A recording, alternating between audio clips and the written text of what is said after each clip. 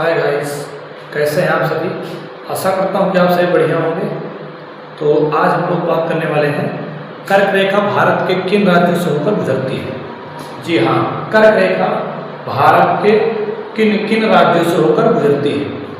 जैसा कि हमारे कुछ बच्चों ने कहा, सर ट्रिक के माध्यम से ऐसा कुछ बताइए जिससे कि हमें हमेशा के लिए याद रहे कि कर्क रेखा भारत के किन किन राज्यों से होकर गुजरती है। तो हमने एक ट्रिक बनाई है कि कर्क रेखा भारत के 8 राज्यों से होकर गुजरती है। किन किन राज्यों से होकर गुजरती है देखते हैं। तो हमने ट्रिक बनाई है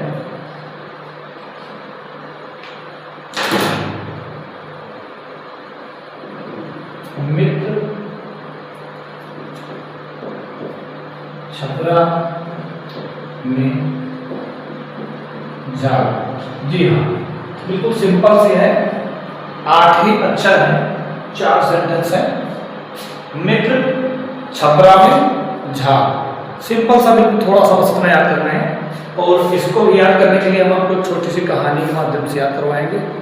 बिल्कुल छोटी सी कहानी है, ये रियल कहानी नहीं है, ये मेरे द्वारा बनाई गई हुई कहानी है। मैं एक बार एक गांव गया, वहाँ एक स्टूडेंट ने मुझसे पूछा कि सर हम लोग याद करते हैं कर्क रेखा भारत के जिन राज्यों से गुजरती है उनके नाम, और इसके बाद हम भूल जाते हैं। भाई 8 राज्य के नाम याद करने हैं, 28 राज्य हैं, लेकिन वो बाद में मिक्स हो जाते हैं, मिल जाते हैं आपस में, मिक्स होने की वजह से हमको भूल जाते हैं। तो हमने उनको कहा चलो ठीक है, हम आपको एक ऐसी ट्रिक बताते हैं जिसके माध्यम से आपको परमानेंटली ये नाम याद हो जाएंगे। केवल 8 अक्षर याद करने हैं, 4 सेंटेंस ही छोटे छोटे याद करने हैं। तो हमने उनसे कहा कि आप केवल इतना याद रखना, मित्र छपरा में झाग। जी हाँ, मित्र छपरा में झाग। हमने उनसे कहा, उनके बगल में बुजुर्ग बैठे हुए थे, थोड़ा सा कम सुन रहे होंगे, उनको सुनाई दे गया कि मित्र छपरा में आग। अब वो वहाँ से उठे और तेजी से भागे। बुढ़ा शरीर भग भी नहीं पा रहे, बात नहीं निकल रही है अच्छे से, वो शोर मचाने लगे, अरे दौड़ो दौड़ो दौड़ो, आग लग गई, आग लग गई, छपरा में आग लग गई। वहाँ काफ़ी सारे लोग इकट्ठा हो गए। भाई कहाँ लगी कहाँ लगी, हम भी वहाँ से भगे। हमने कहा बात बताएंगे, पहले देखते हैं आग कहाँ लगी। हम भी गए, हम भी पूछ रहे चाचा कहाँ लगी, सब लोग पूछ रहे हैं, बाबा दादा चाचा कहाँ लगी कहाँ लगी। बाबा ने हमारी तरफ इशारा करते हुए कहा कि इन्हीं ने कहा कि छपरा में आग। हमने कहा बाबा आपको सुनने में मिस्टेक हो गया है, हमने ये नहीं कहा कि छपरा में आग, हम तो इनको समझाने के लिए इनसे कह रहे थे कि छपरा में झाग, आग नहीं।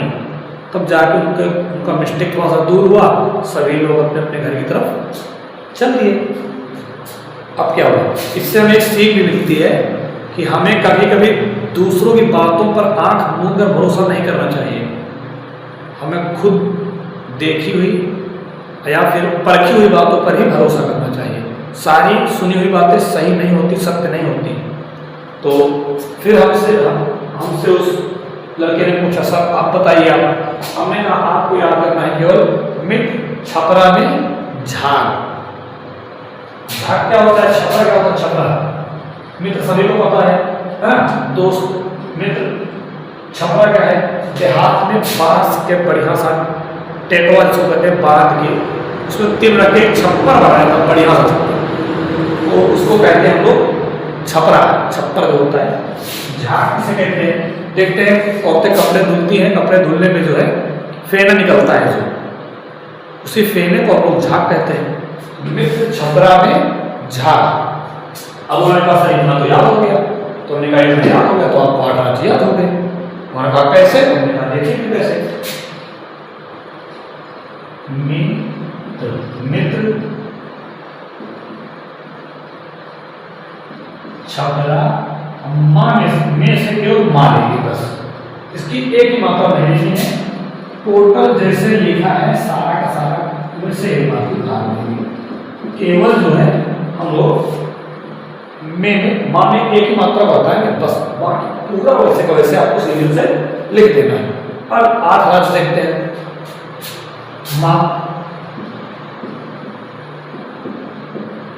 मिजोरम,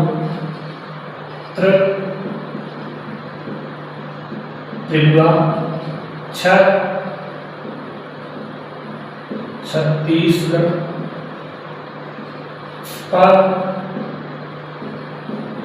पश्चिम बंगाल, राजस्थान, मध्य प्रदेश, झारखंड, गुजरात। बिल्कुल सिंपल सा याद हो गया। मित्र छपरा में झाग, 8 जो कर्क रेखा से कर्क रेखा के नाम राज्यों से गुजरती है, उनसे मित्र छपरा में झाग एक छोटी सी ट्रिक होगी। अब इसको देखो, मी से मिजोरम, त्र से त्रिपुरा, छ से छत्तीसगढ़, प से पश्चिम बंगाल, रा से राजस्थान, मा से मध्य प्रदेश, झा से झारखंड और गा से गुजरात। बिल्कुल सिंपल सा है, आपको एक लाइन याद कर लीजिए, आप कभी नहीं भूलेगा। अगर लाइन भूलती है तो आप कहानी याद कर लीजिए, याद हो जाएगी हमेशा के लिए। बिल्कुल छोटा सा है। तो आज के लिए सिर्फ इतना ही। इसी तरह